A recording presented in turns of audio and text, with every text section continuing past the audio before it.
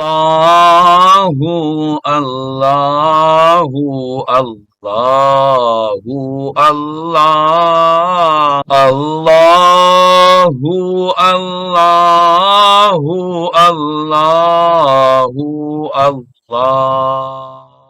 Assalamualaikum warahmatullahi wabarakatuh.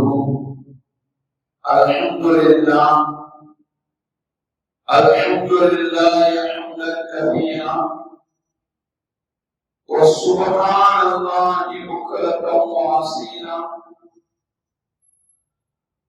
Wassalatu wassalamu ala asyrafil khalqillahi basyiran wa nadhiran wa da'iyan ila Allahi bi'idhnihi wa sirajan munira. Sallallahu ala sayyidina wa nabiyyina maulana Muhammadin tasliman kathiran. Amma ba'd. فقد قال الله تعالى في القرآن الكريم بسم الله الرحمن الرحيم ونبلوكم بالشر والخير فتنة صدق الله مولانا العظيم. وقال النبي صلى الله عليه وسلم إذا أحب الله قوما ابتلاهم فمن صبر فله الصبر ومن جزع فله الجزع. صدق نبي الله سيد البشر محمد رسول الله صلى الله عليه وسلم. அளவற்ற அருளாளரும் நிகரற்ற அன்புடையவனுமாகிய எல்லாம் வல்ல அல்லாஹ்வின் பெயரை கொண்டு ஆரம்பம் செய்கிறேன்.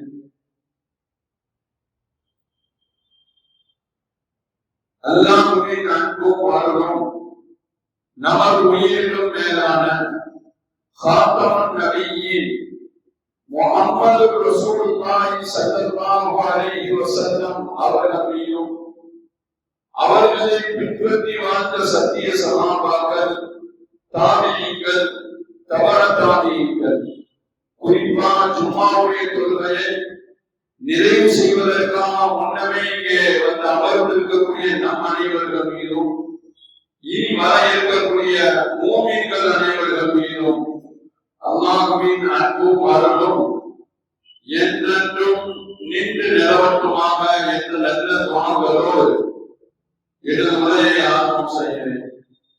சகிப்புரிய அல்லாஹ்வின் நல்லடியார்களே, மனிதனுடைய தின வாழ்க்கையில் எதையெல்லாம் சந்திப்பானோ அது சார்ந்த விஷயங்களை இன்றைய ஜும்மாவில் சில செய்திகளை உங்களுடைய நினைவுக்கு ஞாபகப்படுத்துகிறேன். மனித வாழ்க்கையில் பல்வேறு நோய்களை, சோதனைகளை மனிதன் சந்திக்க நேரிடும். இங்கே உங்களுடைய நினைவுக்கு ஒன்றை சிந்திக்க வேண்டும். மனிதர்களை ஏற்றத்தாழ்வோடு வாழச் செய்தால் தப்போ, ஆரோக்கியத்தோடு வாழச் செய்திருக்கலாம் எல்லோரையும் சில வேளை நோயாளியாக வாழச் செய்திருக்கிறார்.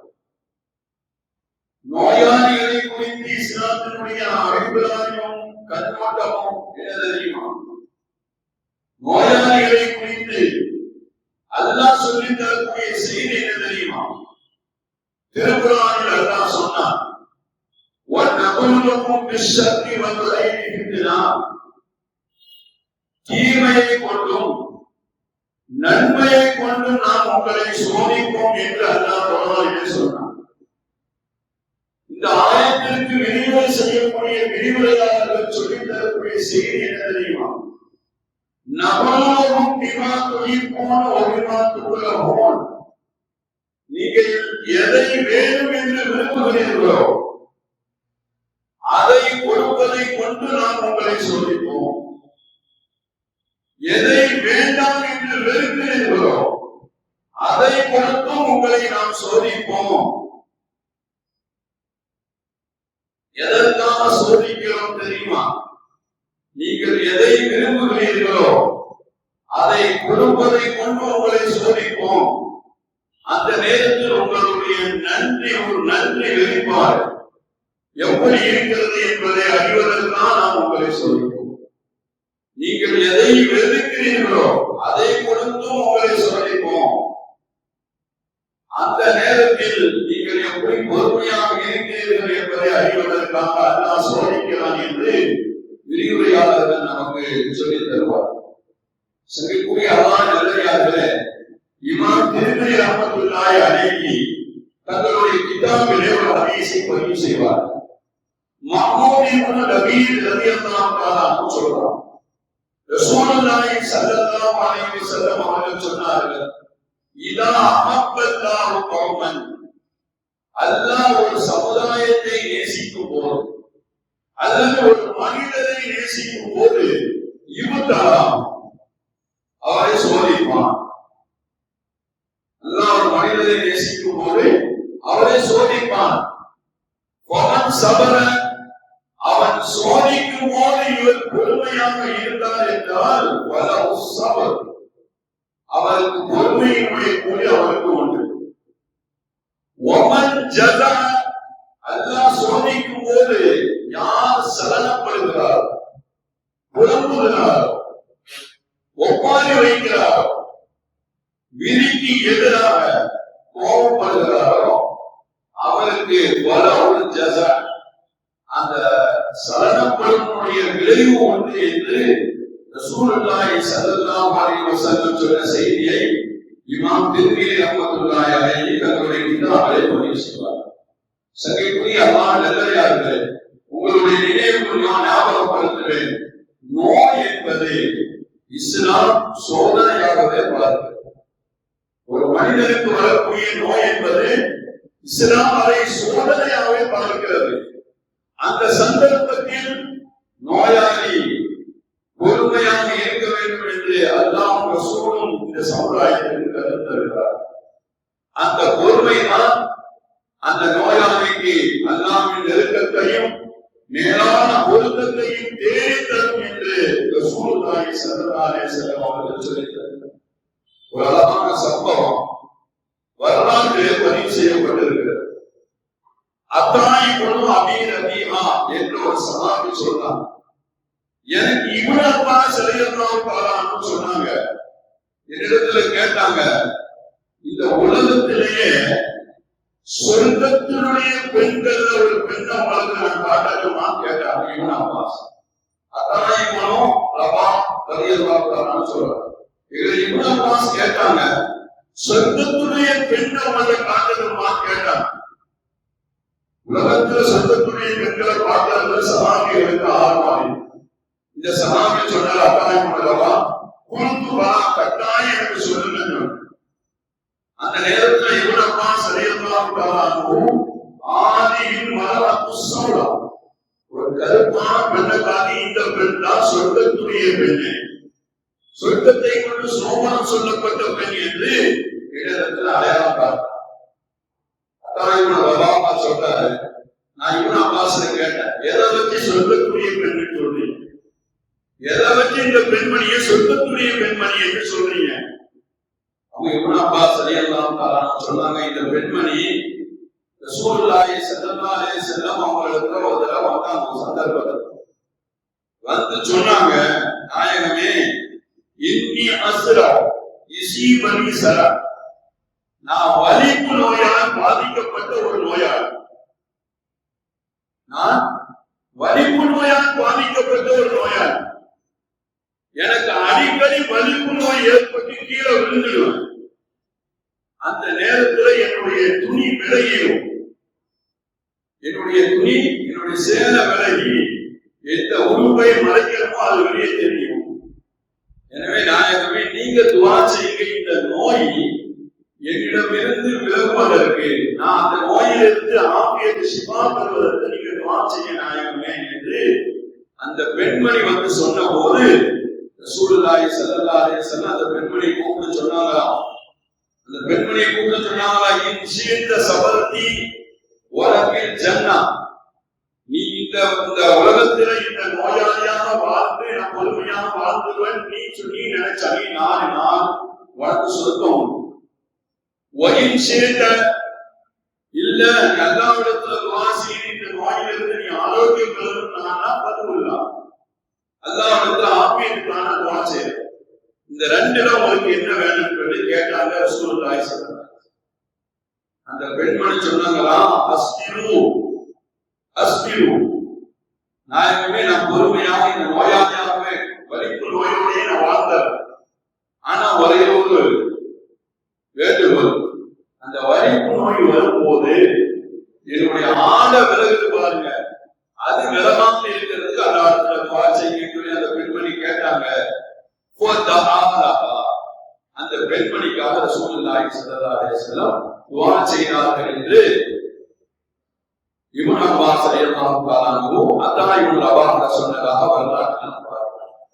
அப்போ ஒரு நோய் வந்து அதை பொறுமையாக வாழ்வது என்பது அது அல்லாஹ்வுடைய பொருத்தத்தையும் உயர்ந்த சொர்க்கத்தையும் தேடித்தரும் என்பதை அல்லாஹ் ரசூல் இந்த சமுதாயத்திற்கு கற்றுத்தார். சங்கிக்குரிய அல்லாஹ் நல்லடியார்களே, இமாம் ஷாஃபி ரஹ்மத்துல்லாஹி அலைஹி அவங்கள்ட்ட சொல்லப்பட்ட ஒரு செய்தி வரலாற்றுல பதிவு செய்யப்பட்டது. இந்த உலகத்தில் வாழக்கூடிய ஒவ்வொரு மனிதனும் தங்களுடைய வாழ்க்கையில் தவிர்க்க முடியாத 8 விஷயங்கள் இருக்கு. அதாவது வாழ்க்கையில் எந்த மனிதனும் சந்திக்காமல் கடந்து போக முடியாது, அதை தவிர்த்து வாழ இயலாது அப்படின்னு இமாம் ஷாஃபி இடத்துல சொல்லப்பட்டுச்சு. 8 செய்திகள்ல 2 சந்தோஷம் மற்றும் கவலை. எந்த மனிதனும் வாழ்க்கையில் அதை தவிர்க்க முடியாது, சந்தித்தே தீரது. 2வது இணைவது அல்லது பிரிவது. இது ஒவ்வொரு மனிதனுடைய வாழ்க்கையிலும் சந்தித்தே தீர வேண்டும், அது இல்லாம நாம் கடந்து போக முடியும். 3வது கஷ்டம் மற்றும் லேசு. இது எந்த மனிதனும் வாழ்க்கையில் சந்திக்காம வாழ இயலாது. அந்த வரிசையில் கடைசியாக சொல்லப்பட்ட செய்தி என்ன தெரியுமா? நோய் மற்றும் ஆரோக்கியம். இது உலகத்தில் வாழக்கூடிய ஒவ்வொரு மனிதனும் வாழ்க்கையில் சந்தித்தே தீர வேண்டும், யாரும் அதை விட்டு கடந்தே போக இயலாது. சங்கிக்குரிய அல்லாஹ் நல்லடியார்களே, வாழ்க்கையில் சந்தோஷம் கவலை இல்லாத மனிதன் வாழ்க்கை உலகத்தில் மனிதனை பார்க்க இயலாது. அதே போல பிரியமானவர்களுடன் இணைவதும் அவர்களை விட்டும் ஒரு கட்டத்தில் பிரிவதும் ஒவ்வொரு மனித வாழ்க்கையிலும் அது இல்லாமல் வாழ்க்கை. அதே போல வாழ்க்கையில் எல்லாமே ஒண்ணுதான், எனக்கு எது கஷ்டம் லேசி என்பது கிடையாது என்று யாராலும் இந்த உலகத்தில் சொல்ல இயலாது. 4வது, நான் பிறந்ததில் இருந்து எந்த நோயும் வந்ததே இல்லை என்றோ அல்லது நான் பிறந்ததிலிருந்து நோயாளியாகவே வாழ்கிறேன் என்றோ யாராலும் சொல்ல முடியாது. இப்படி 8 விஷயங்கள் மனித வாழ்க்கையில் வந்தே தீரும், அதை தவிர்க்க முடியாது என்று இமாம் ஷாஃபி ரஹ்மத்துல்லாஹி அலைஹி அவர்கள் சொல்றார். சங்கிக்குரிய அல்லாஹ் நல்லடியார்களே, உலகத்தில் ஒரு மனிதனுக்கு வரக்கூடிய நோய் என்பது அது அல்லாஹ்விடமிருந்து வரக்கூடிய சோதனை என்று இந்த சமுதாயத்திற்கு ரசூலுல்லாஹி ஸல்லல்லாஹு அலைஹி வஸல்லம் கற்றுத்தந்தார். ஒவ்வொரு மனிதனுக்கு வரக்கூடிய ஒரு நோய் அது அல்லாஹ்விடமிருந்து வரக்கூடிய ஒரு சோதனை என்றார்கள் நாயகம் ஸல்லல்லாஹு அலைஹி வஸல்லம். இப்னு மாஜா ரஹ்மத்துல்லாஹி அலைஹி அவங்களுடைய கிதாபு ஹதீஸ் வருது. சாலி இப்னு அபீ வக்காஸ் ரலியல்லாஹு தஆலா சொல்றாங்க, நான் ரசூலுல்லாஹி ஸல்லல்லாஹு அலைஹி வஸல்லம் அவங்க காய்ச்சலால பாதிக்கப்பட்டு இருந்த போது நான் அவங்கள போய் பார்க்க போயிருக்கேன். நபிகள் நாயகம் ஸல்லல்லாஹு அலைஹி வஸல்லம் காய்ச்சலால பாதிக்கப்பட்டு இருக்காங்க, நான் அவங்கள சந்திக்க போயிருக்கேன். அந்த நேரத்தில் அவங்க படுத்து இருக்கிறாங்க, அவங்களுக்கு மேல கனமான ஒரு போர்வை போர்த்தப்பட்டது. அவங்க மேல ஒரு கனமான போர்வை போர்த்தப்பட்டது. சாலி இப்னு அபீ வக்காஸ் ரலியல்லாஹு தஆலா சொல்றாங்க, நான் என்னுடைய கையை அந்த போர்வை மேல வச்சேன். சூரியன் போர்த்தப்பட்டிருக்கக்கூடிய அந்த கனமான போர்வை மேல என்னுடைய கையை நான் வச்சேன். நபியினுடைய அந்த உடல்ல உள்ள அந்த சூடு அந்த போர்வை நபியினுடைய அந்த காய்ச்சலுடைய உடல்ல உள்ள சூடு அந்த போர்வையில தெரிஞ்சு. உடனே நபியில கேட்ட, நாயகமே உண்மையான காய்ச்சலா இருக்கேன்னு கேட்டேன். நபி ஸல்லல்லாஹு அலைஹி வஸல்லம் ஆமா அப்படிதான் இருக்குன்னு சொல்லிட்டு ஒரு வார்த்தை சொன்னாங்க. அப்படிதான் இருக்குன்னு சொல்லிட்டு ஒரு வார்த்தை சொன்னாங்க. எஸ்தத்து அலைனல் பலா வயமா அகுலனல் அஜல். சோதனை என்பது எங்கள் மீது அப்படிதான் கடினமாக தான் இருக்கும், ரொம்ப கஷ்டமாக தான் இருக்கும். ஆனா அதே சமயத்தில் அதனுடைய கூலி இரட்டிப்பாக எங்களுக்கு கிடைக்கும் என்று நபிகள் நாயகம் ஸல்லல்லாஹு அலைஹி வஸல்லம் அவர்கள் சொன்னதாக இப்னு மாஜா ரஹ்மத்துல்லாஹி அலைஹி இந்த ஹதீஸை பதிவு செய்றாங்க. சங்கிக்குரிய அல்லாஹ் நல்லடியார்களே, ஒரு மனிதனுக்கு ஏற்படக்கூடிய நோய் அது அல்லாஹ்விடமிருந்து வரும் சோதனை என்று இந்த சமுதாயத்திற்கு நபி அவர்கள் கற்றுக் கொடுத்தார்.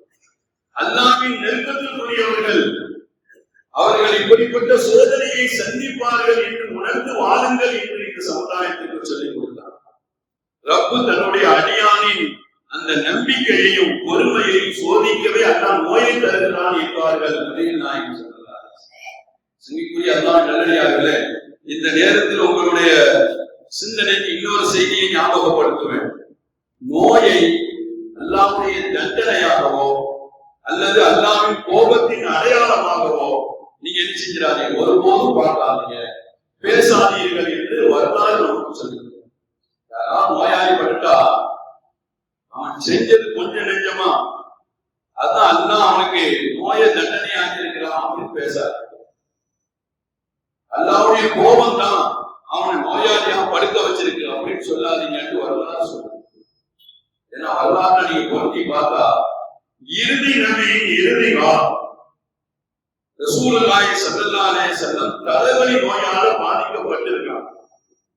தலைவலி நோயால் பாதிக்கப்பட்டிருக்கிறார்.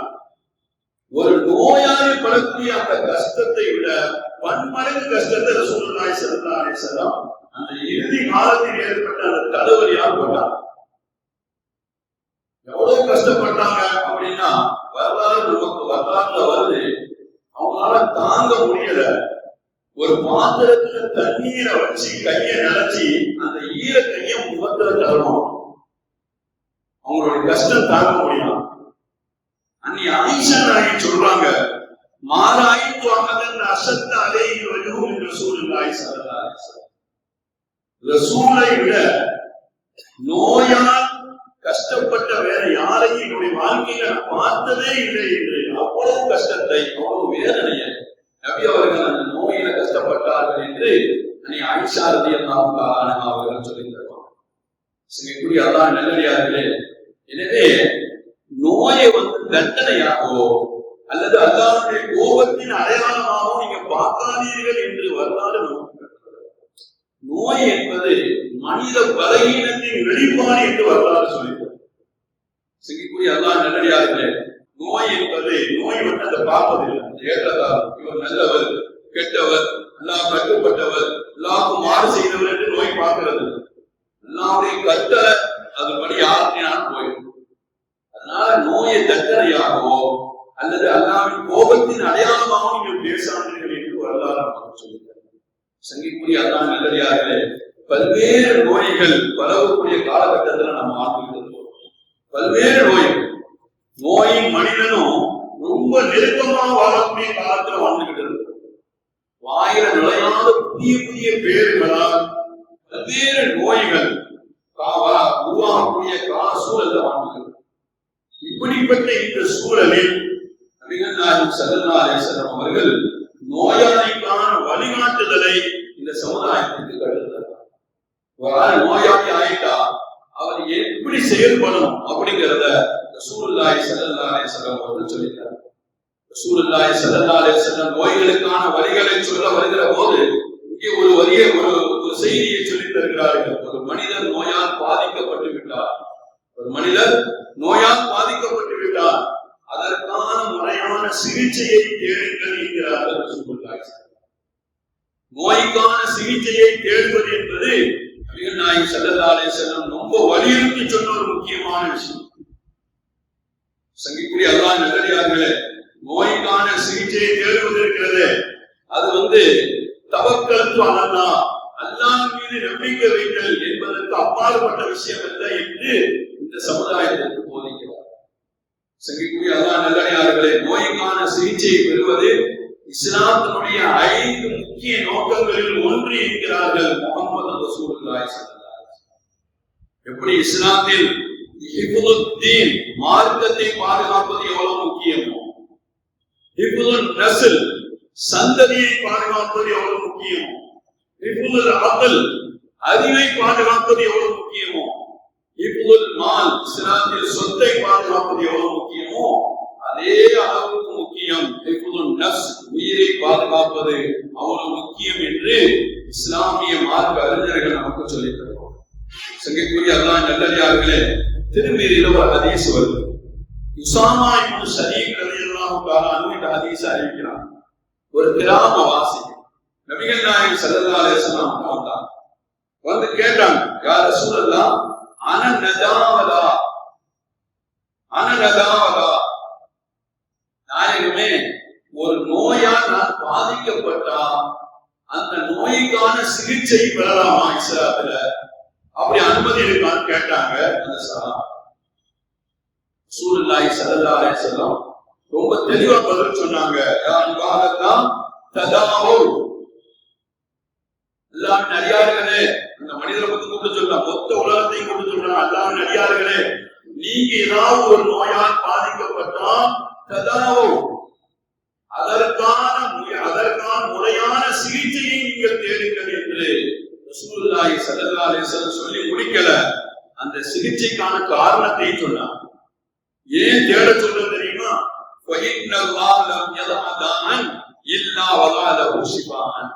அல்லாஹ் எந்த நோயையும் அதற்கான ஷிஃபா இல்லாமல், அதற்கான மருந்து இல்லாமல் எந்த நோயையும் இந்த உலகத்தில் அல்லாஹ் வைக்கவில்லை.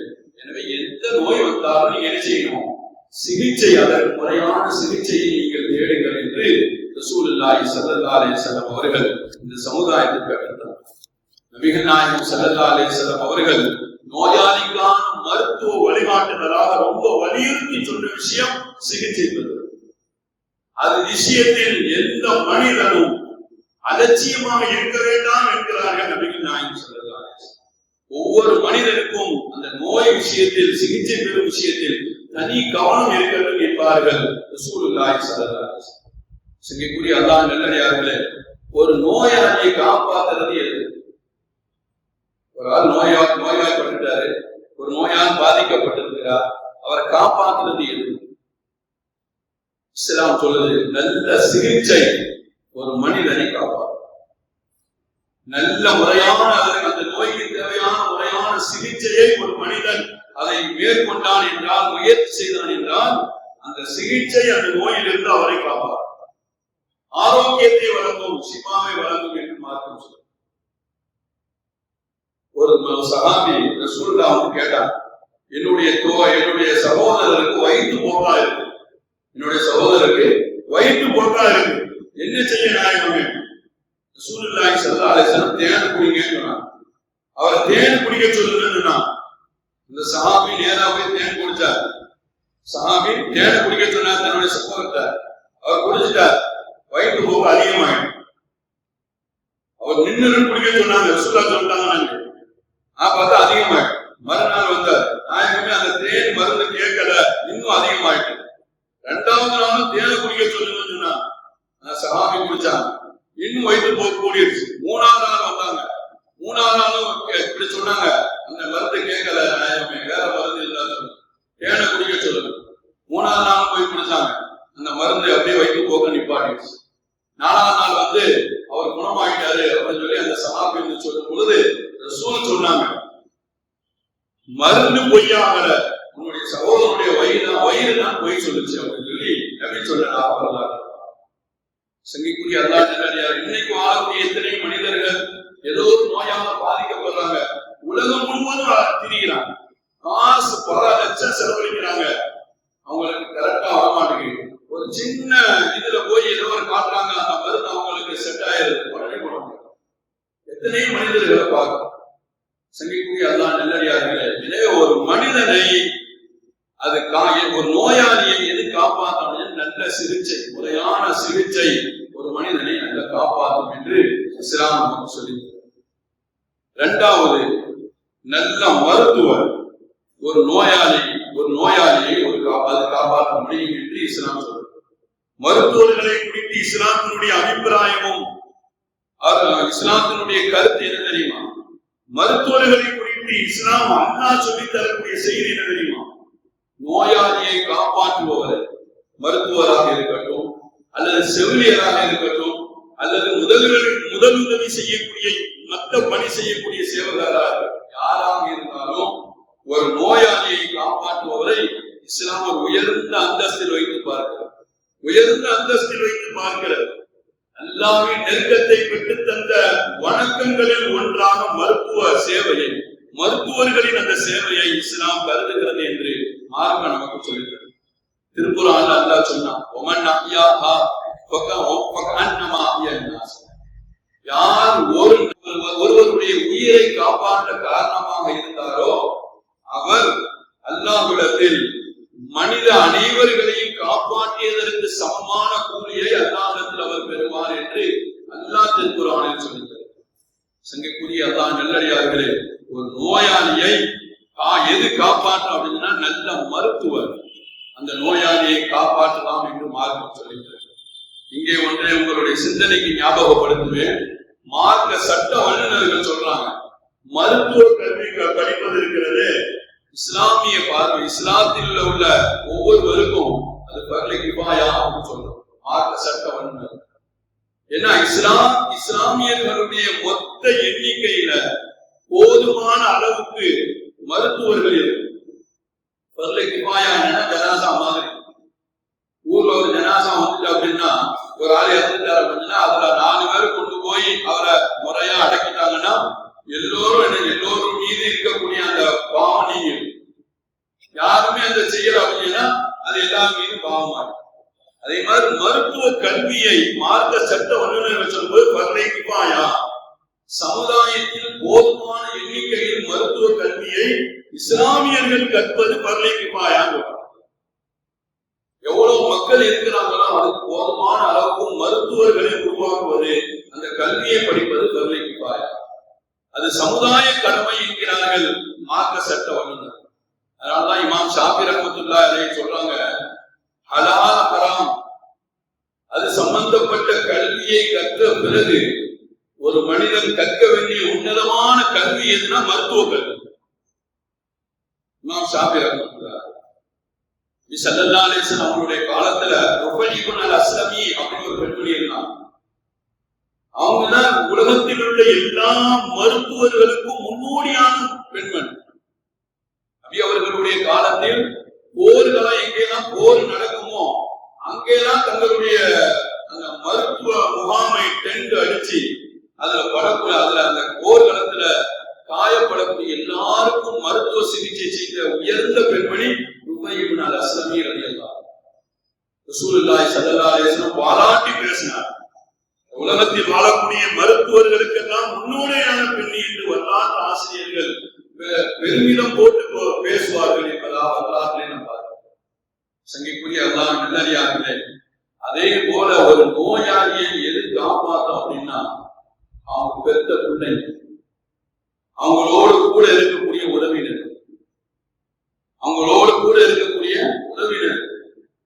அவங்க கூட இருந்தாங்க அப்படின்னா அவங்களுக்கு இருக்கக்கூடிய நோய் கூட பறந்த மாதிரி ஒரு மன தைரியமும் ஒரு உறுதியும் அவர்களுக்கு ஏற்படும் மார்க்கம் சொல்லுங்க. சிங்கிக்குரிய அல்லாஹ் நல்லடியார்களே, யாருமே உலகத்துல வாழக்கூடிய யாருமே மருத்துவமான வாழ்க்கையை விரும்புறது, மருத்துவமான வாழ்க்கைய உலகத்தில் வாழக்கூடிய யாருமே விரும்புறது. நல்ல தூக்கம், டயத்துக்கு சாப்பாடு, தன்னுடைய வேலையை தானே செய்கிறது, தன்னுடைய வீட்டுக்கு தேவையான வேலையை செய்யறது, இப்படி பரபரப்பாக வாழ்ந்த வாழ்க்கை முடங்கி போய் மருத்துவமனை படுக்கையில 5 நாள் 15 நாள் 7 நாள் 20 நாள் அப்படி முடங்கி இருப்பதற்கு யாருமே விரும்புறது மனித வாழ்க்கை. ஏன்னா மருத்துவமனை வாழ்க்கையினுடைய படுக்கையும் ஐசியினுடைய படுக்கையும் ஒரு மனிதனை எந்த அளவுக்கு அது பாதிக்குது அப்படின்னு சொன்னா எல்லா வஸ்துவை விட்டும் அவரை தனிமையாக்க. மொபைல் போனை விட்டு அவரை தனிமையாக்கிறது, எல்லா உறவினர்களை விட்டும் அவர்களை தனிமையாக்கிறது, தான் செய்த வேலை பழுவை விட்டு கூட அவர் தனிமையாக்கி படுக்க வச்சு. அதனால இப்படிப்பட்ட அந்த மருத்துவமான வாழ்க்கைய யாரும் என்ன செய்யறது இல்லை, விரும்புறது இல்லை. அல்லாம அதை விட்டு பாதுகாப்பு தேவை இஸ்லாம் வலியுறுத்தது. இருந்தாலும் ஒரு மனிதர் நோயாளியாக இருக்கும் பொழுது அவர்களுக்கு கூட இருக்கக்கூடிய மனைவி, கணவனா இருந்தா மனைவி, மனைவியா இருந்தா கணவன் இருக்கும் போது, பிள்ளைங்க சுற்றுச்சூழ இருக்கும் பொழுது, பேரம் பேத்திங்க இருக்கும் பொழுது, மருமகன்கள் மருமகன்கள் இருக்கும் போது அவர்களுக்கு வரக்கூடிய தைரியமும் உற்சாகமும் அந்த ஆரோக்கியமும் மருத்துவர்கள் செய்யக்கூடிய அந்த மருத்துவ சிகிச்சையோ மருத்துவர்களால் அது கொடுக்க முடியாது என்று மார்க்கம் நமக்கு சொல்லுகிறது. வரலாற்றுல ஒரு அழகான சம்பவம், பத்ருடைய போருக்கு சமயம், போர்களும் நடக்கக்கூடிய சமயம். பத்ருடைய போருக்காண்டி கிளம்பி போகணும். ஆன நபிகள் நாயகம் ஸல்லல்லாஹு அலைஹி வஸல்லம் திரட்டிட்டு இருக்கிறார். ரசூலுல்லாஹி ஸல்லல்லாஹு அலைஹி வஸல்லம் பத்ரு போருக்காண்டி ஆள் எடுக்கிறார். அந்த நேரத்துல நபிகள் நாயகம் ஸல்லல்லாஹு அலைஹி வஸல்லம் அவருடைய மகளா ருக்கையா ரலியல்லாஹு தஆலா, சையதுனா உஸ்மான் ரலியல்லாஹு தஆலாவுடைய மனைவி ருக்கையா ரலியல்லாஹு தஆலா நோய்வாய்ப்பட்டுட்டார். பத்ருடைய போருக்கு போகணும், 313 பேர் தான், இன்னும் ஆள் நிறைய தேவைப்படுது. இருந்தாலும் நபிகள் நாயகம் ஸல்லல்லாஹு அலைஹி வஸல்லம் உஸ்மான் ரலியல்லாஹு தஆலா அவர்களை வர வேண்டாம்னு சொல்றாங்க. போருக்கு வர வேண்டாம், நீங்க மதீனாவுல இருந்து தன்னுடைய மகளார் ருக்கையா ரலியல்லாஹு தஆலா அவர்களுக்கு பணிவிடை செய்யுங்க, அவங்க கூட இருங்க அப்படின்னு ரசூலுல்லாஹி ஸல்லல்லாஹு அலைஹி வஸல்லம் சொன்னது மாத்திரமல்ல, வரலாற்று ஆசிரியர்கள் வரலாற்றுல எழுதுவாங்க, யாரெல்லாம் பத்ர்ல கலந்துகிட்டாங்களோ அந்த கலந்து கொண்டதினால் என்ன கூலியோ அதுவும் பத்ரில் இருந்து திரும்பி வந்த பிறகு பத்ருடைய அந்த வெற்றியில கிடைத்த இந்த பொருட்கள் பங்கு வைக்கும் போது இவர்களுக்கும் ஒரு பங்கையும் கொடுத்ததாக வரலாற்று ஆசிரியர்கள் எழுதுவோம். சிங்கக்கூடிய அல்லாஹ் நல்லடியார்களே, ஒரு நோயாளிக்கு அவர்களுடைய உறவினர்கள், அவரோடு நெருக்கமாக இருக்கக்கூடியவர்கள் கூட இருப்பது இருக்கிறது, அது போர்ல கலந்து கொள்ளக்கூடிய அந்த நன்மையை, அதை விட உயர்ந்த கூலியை அது தேடி தரும் என்று நபிகள் நாயகம் ஸல்லல்லாஹு அலைஹி வஸல்லம் அவர்கள் சொல்லித் தருகிறார். சிங்கக்கூடிய அல்லாஹ் நல்லடியார்களே, இப்படிப்பட்ட ஒரு மகத்தான வாய்ப்பை எனக்கு இந்த ஊர் நமக்கு தந்துச்சு. என்னுடைய பெற்றோராகி பாப்பாக்கு உடம்பு முடியாம போன போது ஒரு மாச காலமாக அவருக்காண்டி சேவை செய்யக்கூடிய உயர்ந்த பாக்கியத்தை இந்த ஊரு தந்துச்சு. என்னுடைய மனதார இந்த ஊருக்காண்டி நான் துவா செய்யறேன். இன்னும் அவங்களுக்கு முடியாம தான் இருக்கிறாங்க. எல்லாரும் அவருக்காண்டி துவா செய்யணும் என்று இந்த ஜும்மால கேட்டுக்கொள்வதோடு, நோயாளிக்கு ஒரு நோயாளி அல்லாஹ்வால் சோதிக்கப்படும் பொழுது அவர் உயர்ந்த அந்தஸ்தை அடைகிறார் என்பது எந்த விதமான சந்தேகம் இல்லை. அந்த நோயாளிகளுக்கு வழிகாட்டுதலாக நபிகள் நாயகம் ஸல்லல்லாஹு அலைஹி வஸல்லம் அவர்கள் நல்ல சிகிச்சையையும் நல்ல மருத்துவரையும் நல்ல மருத்துவமனையும் எல்லாவற்றையும் விட அவர்களுடைய உறவினர்கள் கூட இருப்பதை நபிகள் நாயகம் ஸல்லல்லாஹு அலைஹி வஸல்லம் அவர்கள் முக்கியத்துவம் கொடுத்து சொல்லி காட்டினார்கள். இந்த சமுதாயத்திற்கு கற்றுக் கொடுத்தார்கள். அப்படிப்பட்ட உயர்ந்த பாக்கியத்தை அல்லாஹ் நம் எல்லோருக்கும் தந்தது புரிவானார். வாழும் காலம் எல்லாம் நோயை விட்டும் மருத்துவமனை வாழ்க்கையை விட்டும் எல்லா வகையான பலவிதமான சோதனைகளை விட்டும் அல்லாஹ் நம்மையும் நம்முடைய சமுதாயத்தையும் நம்மளுடைய சந்ததிகளை பாதுகாப்பானாக. வாழும் காலம் எல்லாம் மூத்து வரைக்கும் ஆரோக்கியத்தோடு வாழக்கூடிய உயர்ந்த பாக்கியத்தை எல்லாம் நம் எல்லோருக்கும் தந்தல் புரிவானாக என்ற நல்ல துவாக்களோடு உங்கள் அனைவருடைய துவாவையும் ஆதரவு வைத்து என்னுடைய வார்த்தைகளை நிறைவுபடுத்துகிறேன். வாஹிர் தஅவானா அல்ஹம்துலில்லாஹி ரப்பில் ஆலமீன். அஸ்ஸலாமு அலைக்கும் வரஹ்மத்துல்லாஹி வபரகாத்துஹு.